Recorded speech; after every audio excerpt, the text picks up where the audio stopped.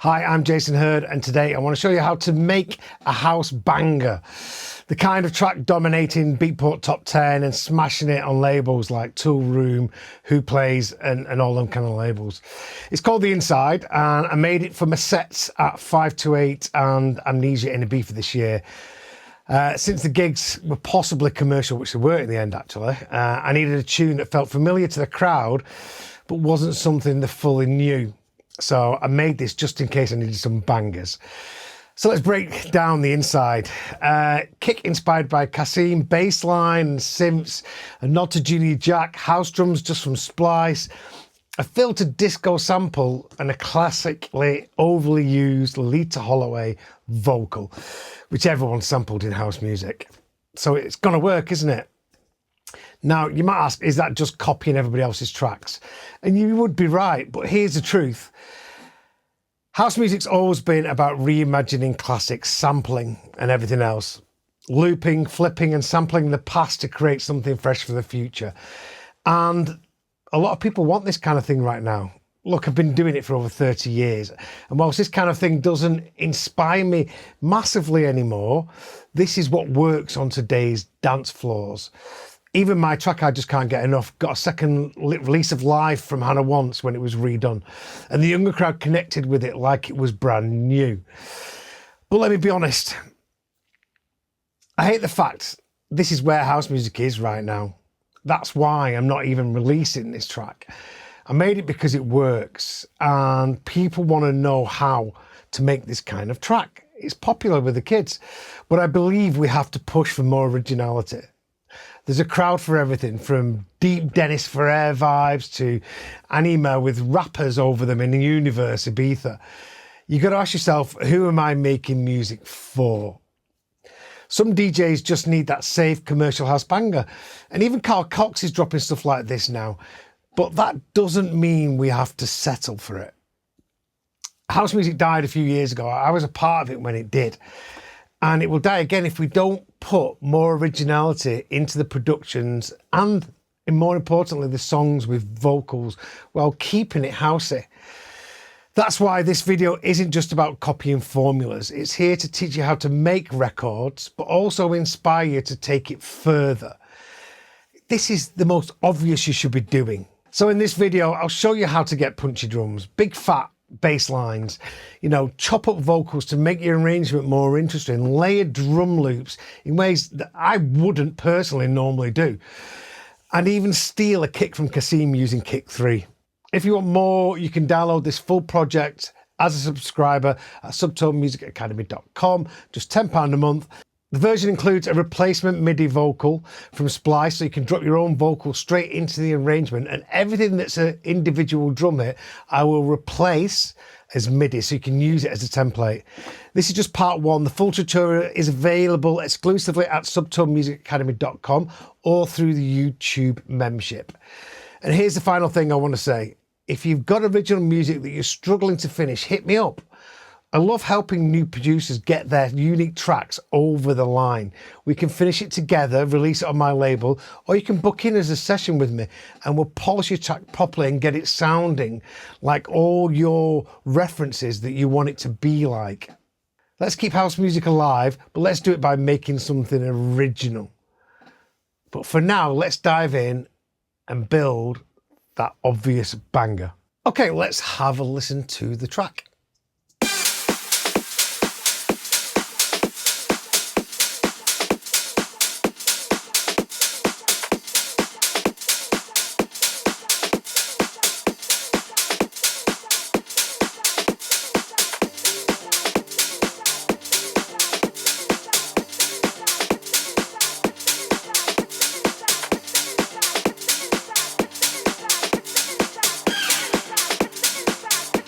It's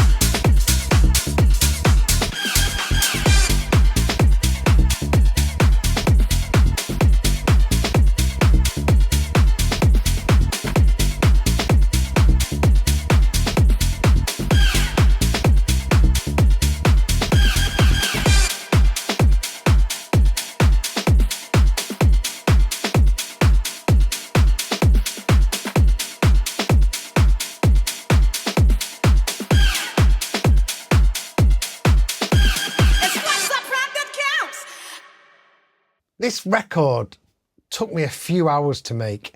Now, that might just be my experience, but the hardest part about making music is the originality, is writing the music, finding the vocal, getting a vocalist. It's, you know, I understand why people aren't doing it. It's so hard, and it's not, you know, there's not a lot of vocalists like Loleatta Holloway around, you know, that you can use. And this vocal does create a vibe, you know. So I understand why we do it. It's just not as inspiring to me. But, you know, I was making something for Ibiza and I wanted to make something that worked, which means that there is a market for this. And like I said in the introduction, you've got to make music for your demographic and you've got to know what they want. And I see a lot of my friends, and me sometimes as well, get mad when we make an original record that everyone goes, oh, this is really good. And then it gets to like number 11 on Traxsource or Beatport. And then everything above it's just like a cover. And that's just the way the game is. I'm not knocking any other kind of music at all.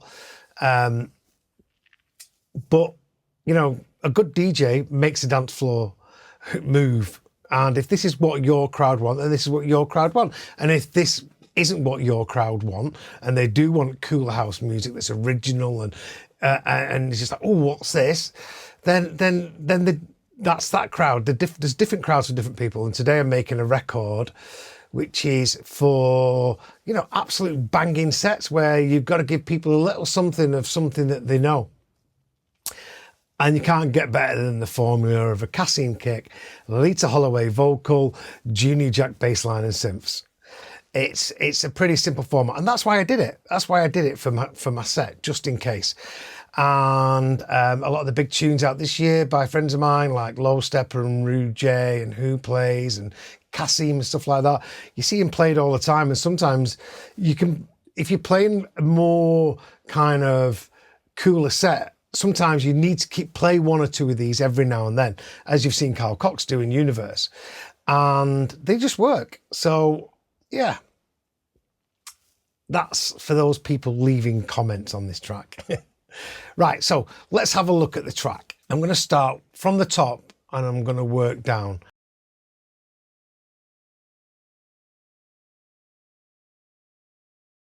Okay, let's start with the kick. You might have just seen me tweaking this, and that's because I'd spent so little time getting this track ready for Ibiza that I just got it together with the mix. And I didn't spend hours mixing it. It's not being signed. There was a possibility of doing a collab with someone, but we decided not to. But all I did was this. I got kick 3. In fact, let me show you an example of what to do. Okay.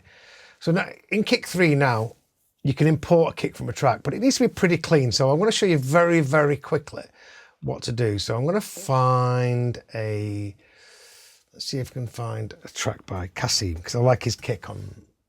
Okay, so what I'm going to do, I'm just going to get a kick. Right? So I'm going to get a kick from this track. So I've got this one by Cassim, analyze it. Let's find the bit that we want.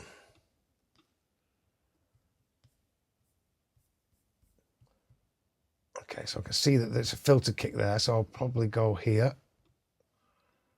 That'll be I'll probably go for the third one. I can't play it because obviously it's, I'll get a strike. Then all you do is you bring it in, find the kick you want, tune it, go into it. You do need to go into this. It can be a little bit tricky. Find the point that you think is the start of the kick. And then the end point. Now the end point doesn't matter too much right now, because when we import this, we can stretch this kick. All we want is the main character of it, okay? So you press analyze and import. And then hit key. Sounds pretty good, eh? Okay, but I can still hear a bit of a hi-hat in there. So down here, we've got the bottom of the kick and we've got the top of the kick. So I'm going to go to the top of the kick and I'm going to get rid of that hat bit at the end of it. because obviously that's out of his track. So I'll turn this down. That's better. And now what I can do is I can go into the bottom of the kick and see what keys it in.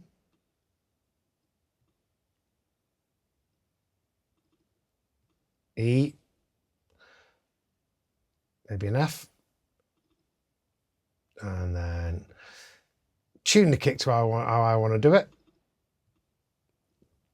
and then make it as long or short as the kick as possible.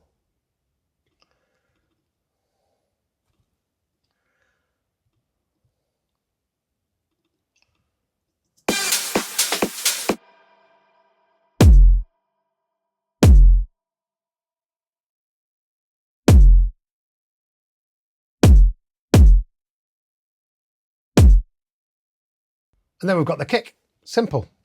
That's what I did. I went into it. I tuned it to make sure it was right. Let's have a look if there's any automation on there. Yep, basically filtered it right at the bottom and took it out in the breaks. As simple as that. That was the kick.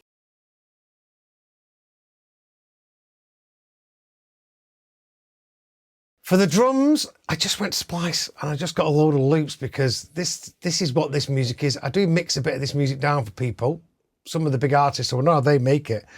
So all I did was just did what they do, you know, and I've got this loop here.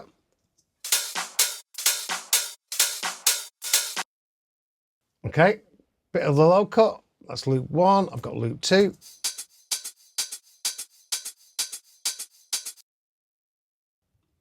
Got a LFO on there, loop 3.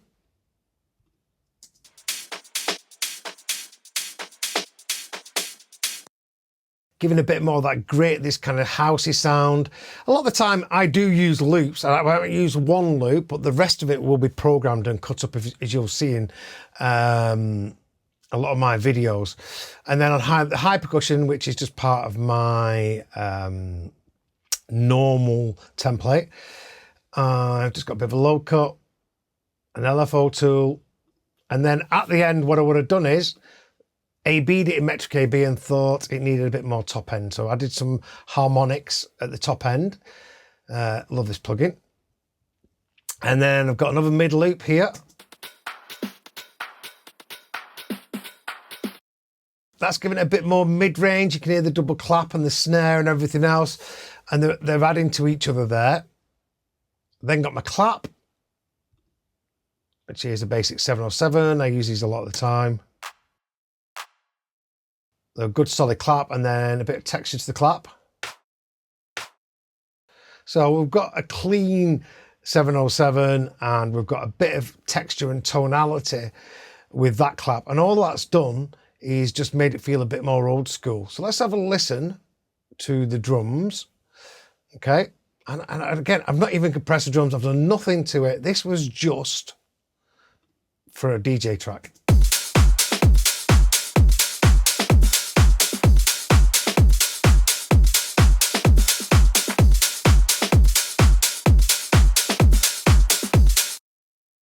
Now, I might try and add a bit of compression to those. So if you were in, I would probably use generally an API. But let's try the glue because I'm going to give you this project.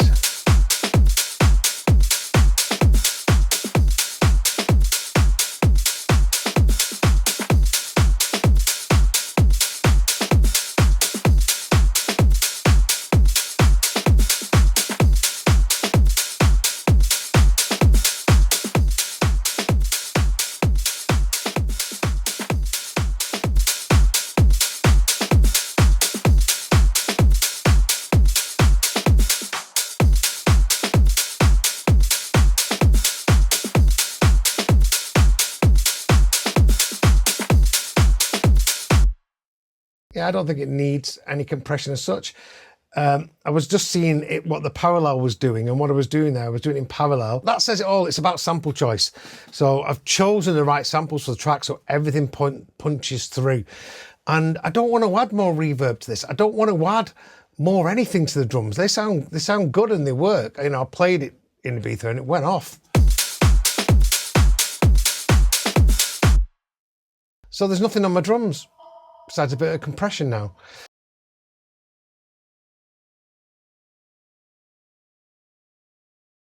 I've then got the bass. So you can see by the MIDI here, this is just a, rolling bass line on the offbeat most of the time. Typical Junior Jack type thing. I've then used Trillion and gone through a few presets later on to what works with this kind of track. I use Trillion for absolutely everything when it comes to bass. Every now and then Serum, but it contains loads of samples and recreations of the old synths. You can see the Juno, everything else, and that's all I need. I use this.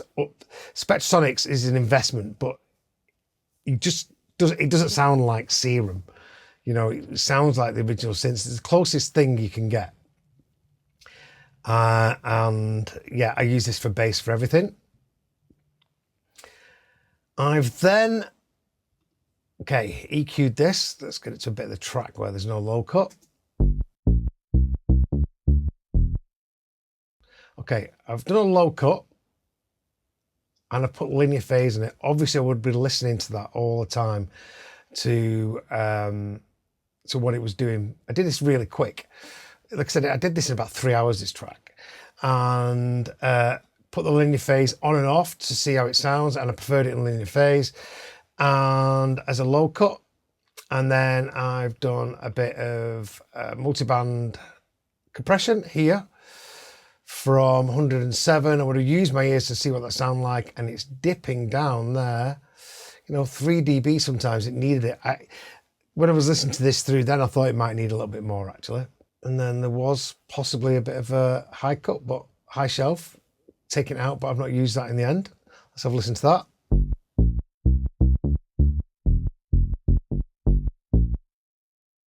Okay, there's a little bit of click.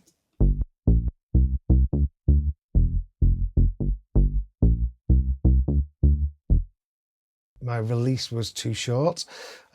When I was listening just before I started the video, I turn that down because in the mix I couldn't hear the click. But I felt like bass was a bit too long. So yes, if somebody wanted to sign this, what I would do is I would go into this, convert it to audio, and then fade out all the edges just before the kick comes in, just so that kick really punches through. So that's the bass. Bit of compression with the UAD DBX.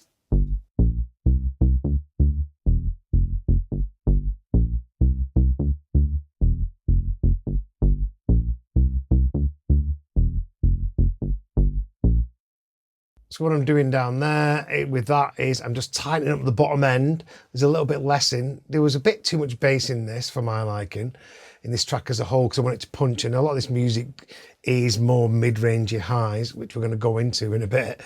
And it also added a bit more definition to the top end.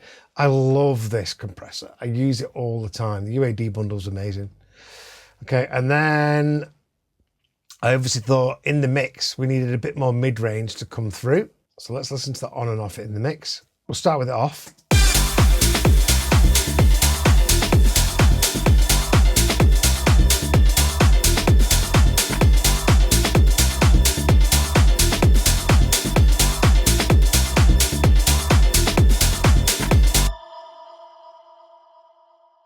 Yeah, it just gives it a bit more bounce in the mid-range. And obviously I'd worked so hard to get rid of a lot of the bottom end in this sound that I just wanted to add a bit of that. And nowadays I use Spectre for boosting virtually all the time as opposed to the Pro Q3.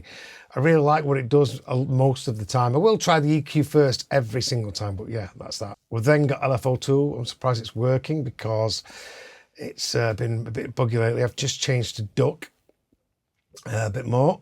So in this, I'm sidechaining it so there's nothing below 102 hertz when the kick comes in. So it's really coming through. And then what I've done is I've moved this around to work with the kick the best I can. So I'm still feeling the bass. Now, if you want to learn exactly how to do this in my mixing kick and bass course. We go into this in really, really, really deep, and I recommend it. It's a really good course. Loads of people have sent me messages saying that they loved it. That's subtone.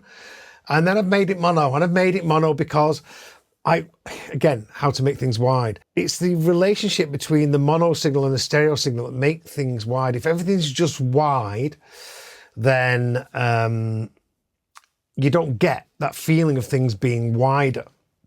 So I've made the kick and the bass in this instance in mono because there's a lot going on the sides. And again, it was quick. You know, these are basic things that I do all the time. This would have taken me, as soon as I found the sample, which is the most important thing, I would have just done this to when everything is in the track to get it all to fit together.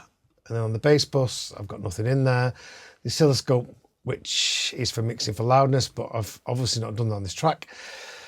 So that's the drums and the bass. Let's have a listen to them two together.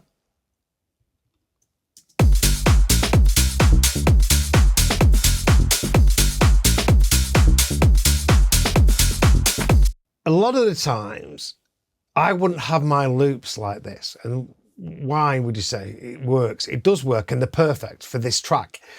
Because as house music producers, a lot of the time we used to sample records and get different loops and put them together. And the fact they weren't perfectly in time was a part of the feeling of the track. And that's what I've got here. I can hear that some of the transients aren't perfectly in time, which is taken away from the feeling of the groove a little bit, okay? But everything's give and take. You know, what I'm sacrificing, I might be making up for. In this track, we've got big open hi-hats and slushy drums that just don't quite hit as hard with the transients because they're not programmed, and they're 4 different loops. And that is the vibe of this kind of music. I personally, if I was releasing this record, I would go in, I would find the loop that brought most to the kind of vibe of the track, keep that in. I would extract the groove of that track and then apply that groove to the other loops, or go into the loops and take things out, you know, so that the most important things were punching through, and I could feel the groove of the drums a little bit more. The hats in this are way too loud, okay? For me, they need to come down like 3 dB. But when I'm referencing the kind of tracks I want to play next to, a lot of the time, they have these really loud hats, which I personally don't like, okay? And this is the reason why I don't like it. When you've got an offbeat hat going, tss, tss, tss, your body's grooving to the open hat, okay? And what we should be grooving to is the bass line and the groove of the drums and everything else. And obviously in this track, the bass line is offbeat, so it kind of works. But there's 2 reasons. The first reason is you lose the groove of the kick, the bass, the drums all working together. Like a drummer's playing like a dun dun da, dun dun da. Your body's not moving to the groove of the drums. But the second thing is all these loops and high drums, they tire your ears really badly. So, you know, a lot of people would listen to this on their earpods. A lot of people would listen to this in the car or wherever. So I personally would, you know, if this wasn't just for a DJ record, if I was making a radio edit, I'd turn a lot of them high drums down and take quite a bit of them out to keep it separate, because it's tiring. And a lot of producers seem to think that on your drop, you have these big open hats and your big everything else, and it feels like there's more energy. And it kind of does when you're using your ears, but when you're feeling, you're losing the groove, you know, and the dynamics of the track. And while the dynamics are going, you know, a lot of tracks, you don't want that. And I was speaking to my mastering engineer, and he was saying to me that just generally, he asks for stem mix and he turns people's hats down between 3 and 5 dB. And he sends it back to them and they love it. So I generally do the same when I'm mixing for people. But he said, and I'll tell you this, I send tracks back to people and go, oh, it's not banging enough, okay? And you listen to the original track and their track in metric AB, and yours has got much, it way outweighs the benefits of the original mix. And I can't get people to understand that until I get them to listen in metric AB. And while it is a thing, is it a thing, you know, whilst you're losing other key elements of your track with the groove and the dynamics. So yes, that's the drums and the bass.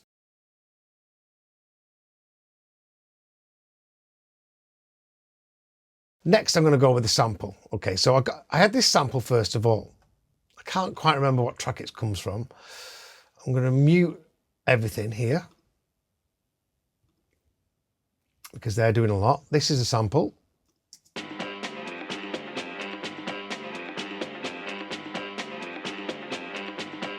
So I've got that, and then I use the mutator.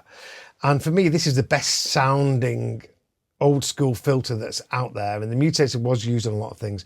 It's a bit of a pain in the arse because the left and right aren't connected. So what you've got to do is you've got to create a rack and your macros and map, you know, the left and the right cutoff to the macro, the left and the right envelope sweep, and the left and the right resonance and envelope depth, both of them to the same knob. And then what that will do is, if you look at the cutoff, it'll move them both together.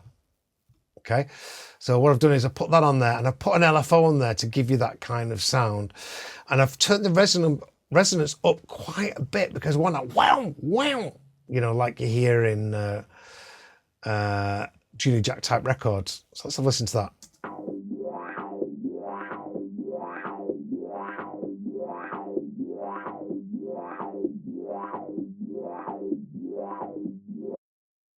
Okay, and then what I've done is I've automated that, so it feels different throughout the track, and obviously right at the end it's fully up. Okay, and then what I've automated is the resonance. Now this, you can tell that I've rushed this track, right? It's just a quick thing, okay? Because normally what I would do is I would record these in by hand. I'd map a couple of them at a time to the controls on the push or my keyboard and do them by hand. I think you should always do them by hand to get a better feeling for your track. But in this case, I did it because, like I said, it was just a quick DJ track. I've then done the envelope depth, you know, so sometimes it's really hammering it, sometimes it's not. And then I've done the LFO rate. Okay, so let's have a listen to this coming out of the break.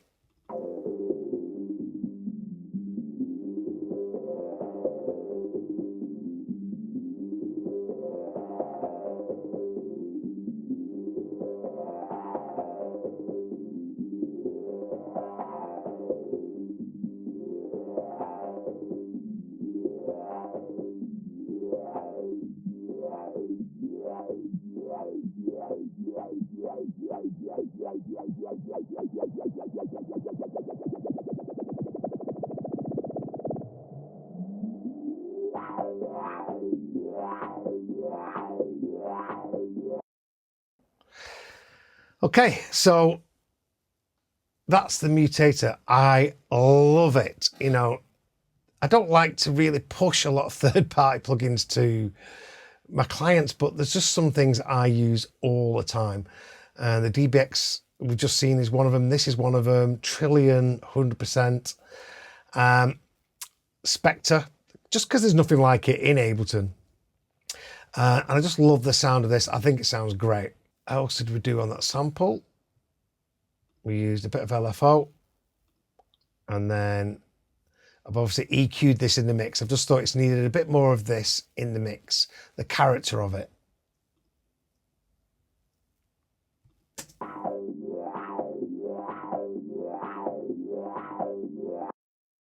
And again, anyone who's watched my videos knows full well that I wouldn't have done that in isolation. I would have done it in the mix.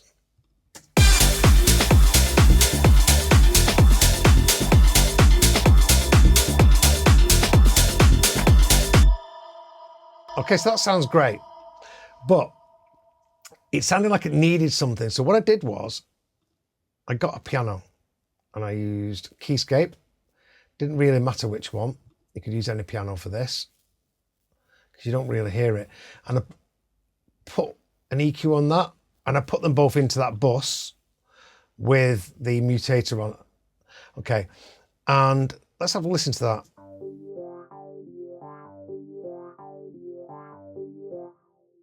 And I think together it just made the sound a bit more body and hid the sample.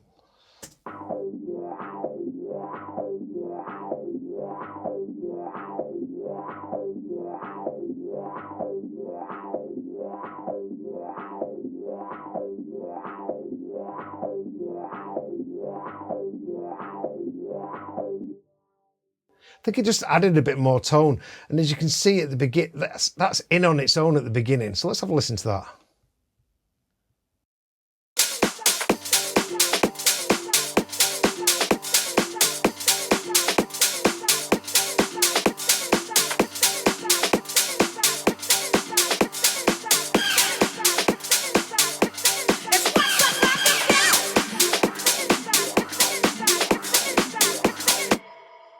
And what I've done is I've created a journey by moving all the parameters in Mutator and making it feel like it's moving throughout the track.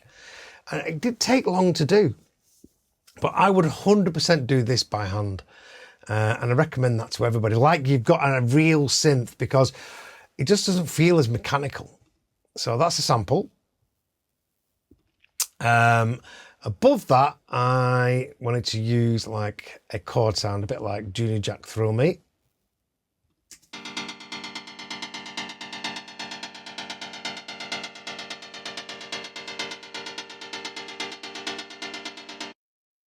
Okay, so it's basically just a 16s, and I've messed around with the volumes, so it's not the same all the way. Let's have a look what I've put on that. Just shortened it so it works with it. I've EQ'd it. Added a bit of brightness at the end of the track, just to help it come through a little bit, around 5K.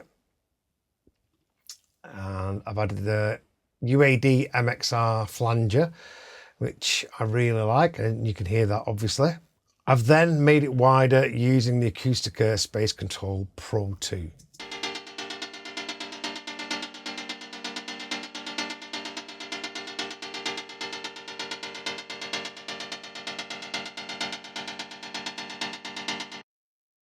As you could hear there, it was dead center. It sounded like a mono sample actually. So I love this plugin most of the time. It is problematic, as with all Acoustica plugins, unfortunately.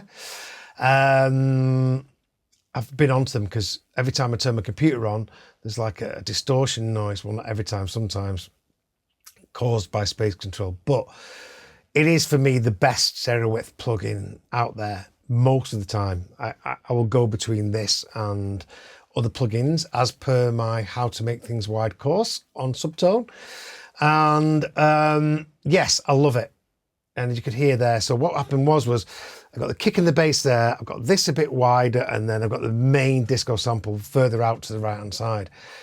I think that's, oh, there. And then I've got a couple of disco stabs.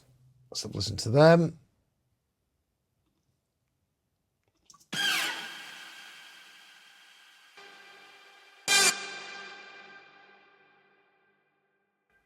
Okay, so that's a stab off Fly Life stab. So it must be off Basement Jacks. And the other one sounds like it might be off Express 2. You know, I've got loads of samples that I sampled years ago from vinyl. So yeah, just a couple of disco stabs. They just add to it, give it a bit of a vibe.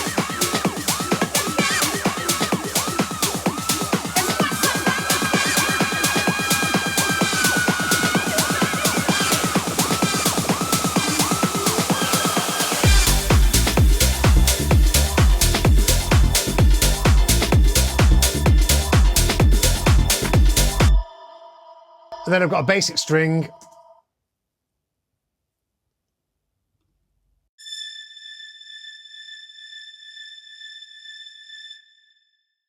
M1 Arco string with an LFO2 sidechain in it.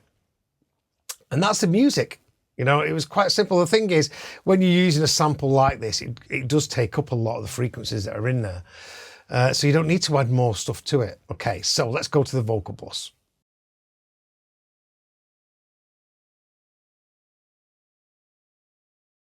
I just got the vocal, chopped it up. I think it's a couple of tracks this, and just kept the track interesting, which would work for me.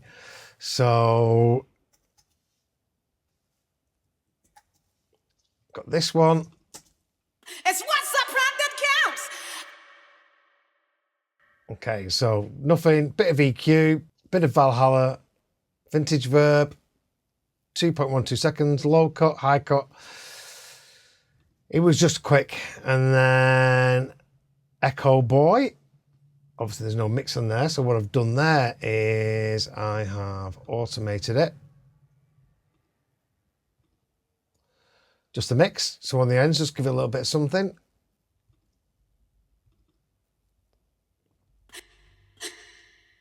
It's what's up front that counts.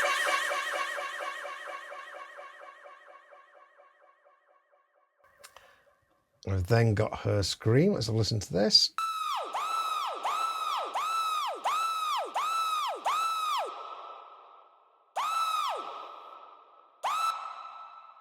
Iconic is the word. Again, I've not even edited this properly. There's some pops and clicks in there, is there? No. And I've just put it in quickly. You know, sometimes you don't have to. And then I've got this intro and outro. You know, I want lots of different things. I want one vocal, but make about 6 or 7 tracks out of it. Got this thing here. It's the inside. It's the inside. It's the inside. It's the inside. It's the inside. And that's just building up in the background, giving you something to grab hold of as opposed to just you know, you can chop up samples, but really what you want to be doing is making some kind of melody, right? And this is obviously just repeated, but with like Kashmir, with like ooh, ooh, you want to make something that's just chop ups that people can grab hold of and is another hook to the track. And all I'm trying to do is create different sections of this track so it's not the same through by the vocal by doing different things with it. I've then got this long note, which I think is out of a different track.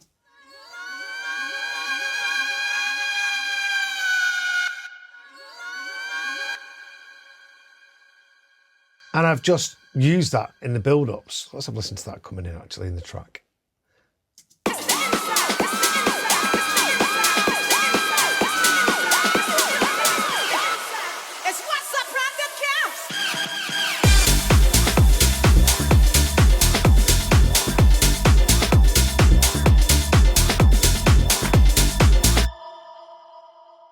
And then I've let the track breathe for a bit because, you know, we don't need any vocal in there. The bass line is so good and the music that it's moving itself a little bit. And then we're moving the filter on the sample. And that's what's keeping this track alive. I don't want to plaster it full of vocals all the time, even though this is quite a commercial record. And then what I've done is I've looped it just for background, so a bit of a bounce and that kind of thing. So excuse my not singing.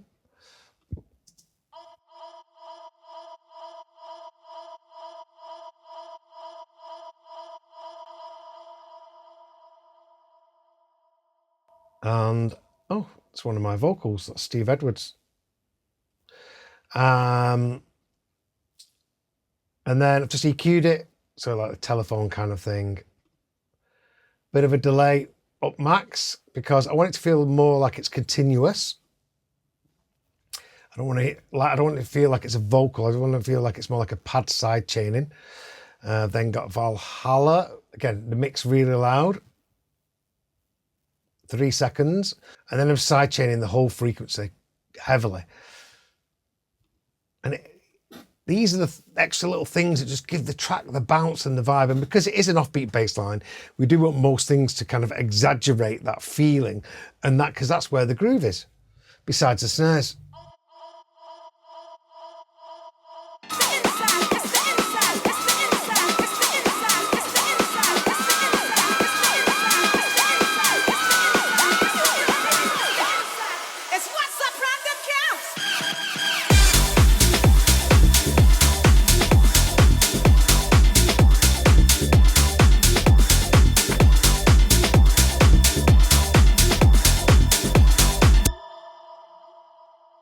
You know, you could hear when I took it out then, it didn't sound as good. It felt too clean.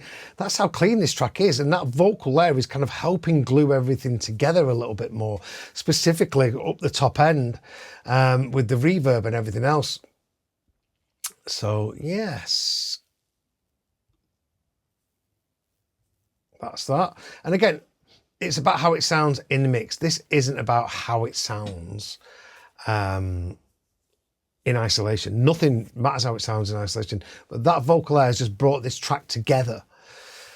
Okay, so I've got that's all the vocals. On the vocals, I'm just sidechaining it just so it's bouncing a little bit with everything else on the track. I've put one of these on every group besides the kick because it makes everything just bounce a little bit. Different variations in how much they're doing it. But sometimes in tracks like this, you want all the reverbs and all the loops to move together, a bit like we did with the glue on the drums, but you just want it all to bounce a little bit. And we're moving you into the offbeat groove of this track. But I do that on most tracks, to be quite honest with you. So that's the vocal bus.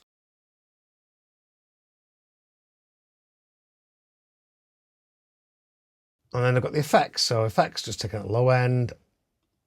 I've got a duck. And the oscilloscope is for mixing for loudness. And I haven't mixed for loudness on this, but let's have a listen to what the volume is.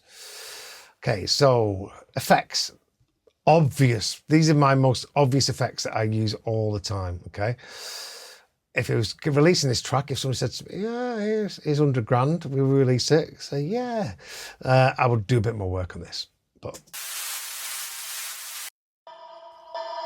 Something I got off Ingo Starr from Star Player probably 20 years ago.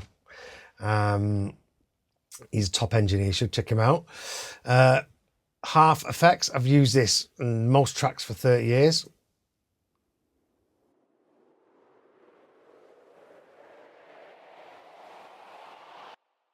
You get it, you don't need me to talk about that. Snare build. Kick build. Just to give it a bit more aggression in the build-up. Obvious, I know, but that is this kind of track. I'm guessing this is a pitch riser.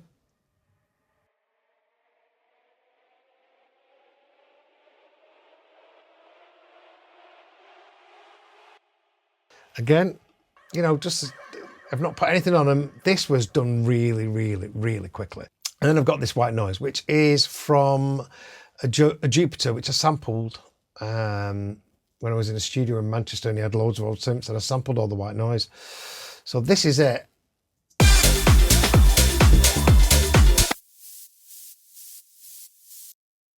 It's just a white noise. And I've just got the top end coming out. It's really low in the mix. And it's sidechaining quite heavily. Again, it's giving it the bounce. But what this white noise is doing is, again, it's joining up kind of the reverbs and everything in the top end. And listen to when I take it out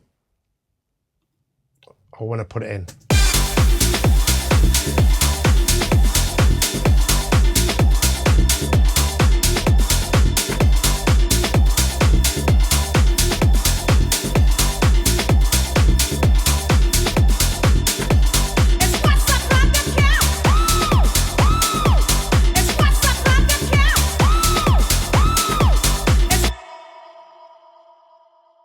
It kind of just does something at the top end, and it makes it feel a bit brighter and a bit more open.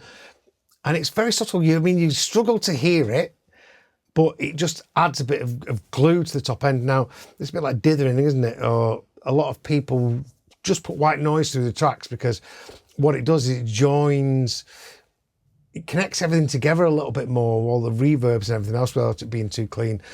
But I like this because it just gives the track that bounce a little bit more, but it's just very, like, kind of air. It's like just real sparkle at the top end. And that's it. And honestly, it probably took me about 3 hours to make this track. I've arranged it.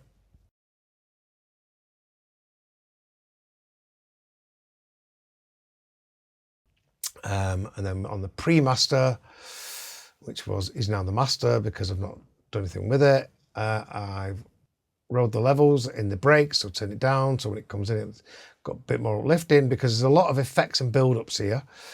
And then in the last break, I've done exactly the same thing there. So that's the output level there. And let's smile again, just the effect, which adds, delay, reverbs, low cut, all together in one. Just obvious. This track was just to be quick. It wasn't meant to be released. It was just for a DJ set. But, does it need much more than what I've done? That's the question you've got to ask yourself. Well, I don't think it does for this kind of track. It's all about sample choice. In my one-to-one mentorship with people, the first thing I do is get them changing all the sounds for sounds that work. There's good samples and there's bad samples, and you need to teach yourself what the difference is. And what I've done here is just found samples that work straight away. Okay, let's have a look at the mastering. So I've just got a bit of a glue compressor.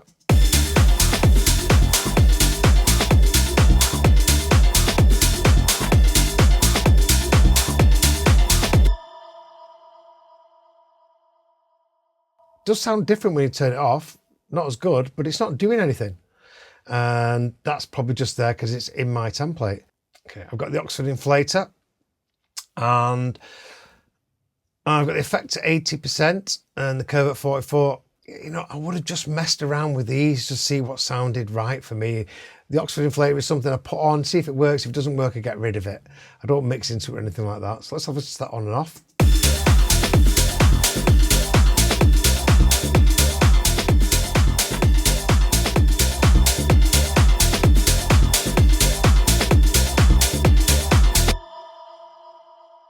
I've not level matched, but it is adding something that I really like. How can I tell? All my students are going to be shouting at me going, yeah, you've got a level match. It was just for a DJ mix. That's all it was. It was just, a couple of days before I found out I was playing after, I thought, they play bangers, so maybe I need some more. And I played a couple of tunes. I just made a couple of tunes like this. So that's the Oxford inflator. I've then done a bit of hard clipping on the master using acoustic crash, 24 bits. Oversampling 16 XAA, and I would have gone through all these and just seen which is the best one. Or I've not.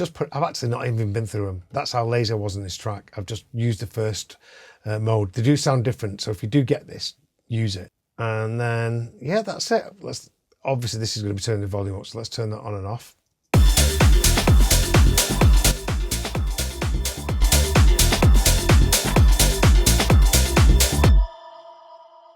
So you can see it's just snipping a few transients here and there. I don't want to go too hard, or I wasn't bothered because it wasn't a proper mix. It was just getting it to where I needed to do it for it to play out.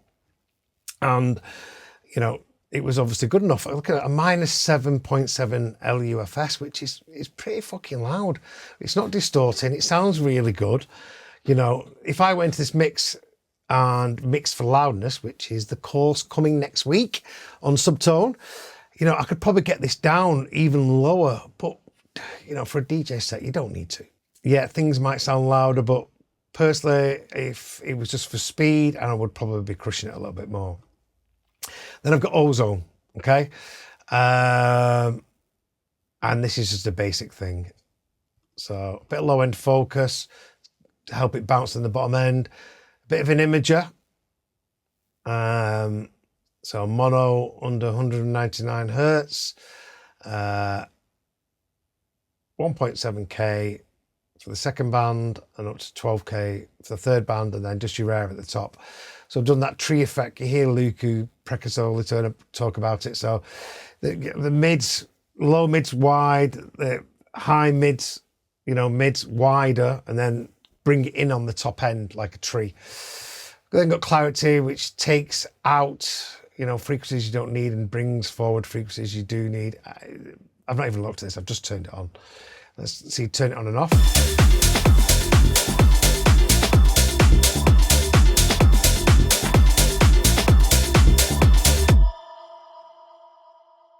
It just makes it sound better. I don't know why. It's AI, it's taking out frequencies you don't need and then boosting frequencies you do need, I think. Let's have a listen to the imagery while we're here on and off.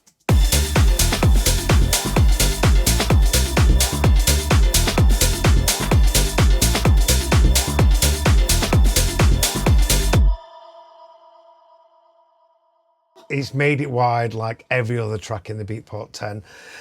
Top 10, and I just slapped that on there. Like normally I don't like to put images on the master bus because I've placed things specifically for the position in the mix, so I don't want to spread everything.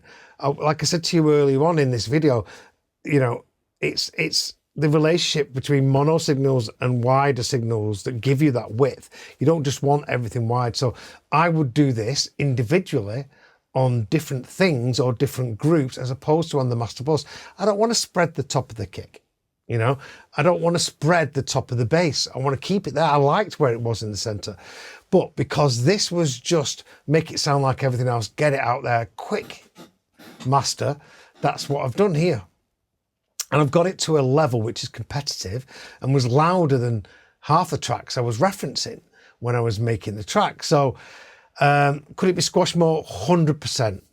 Because it's that kind of music, I could distort it a little bit more. I could really push it, but I don't need to. And we're going to deep into clipping and making things loud in my new course coming. If you're a subscriber, thank you.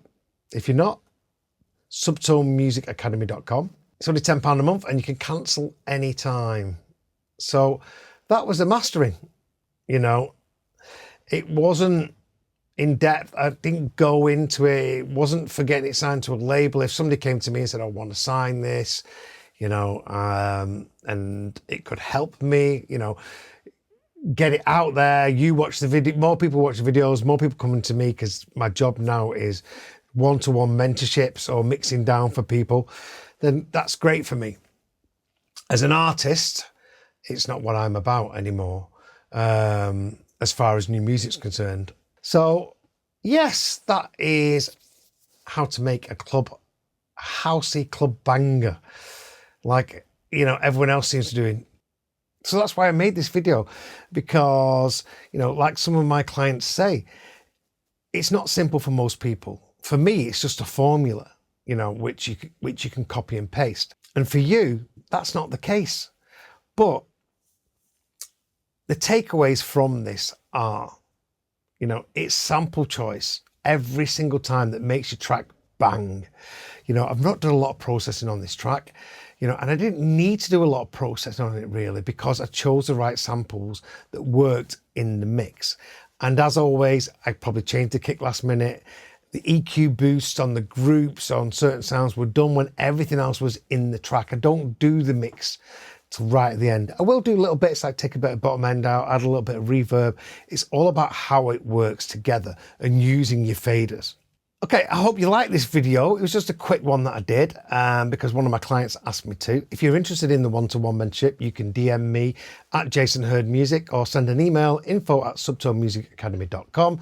Link in the description below.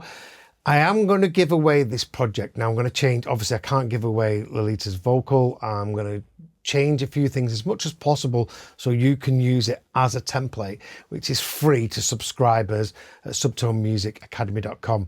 If you are a subscriber on YouTube, which means you get 4K, message me, I'll check out your subscription and I'll send you a link to download this project. Please, in the comments, talk to me. Tell me what you think.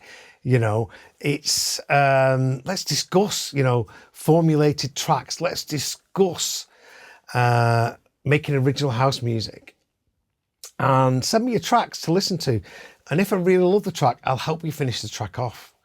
We need more young people making fresh and inspiring electronic music. And if I can help you to do that, whether it be for my label for free or whether you pay me as an engineer and a mentor, it doesn't matter to me.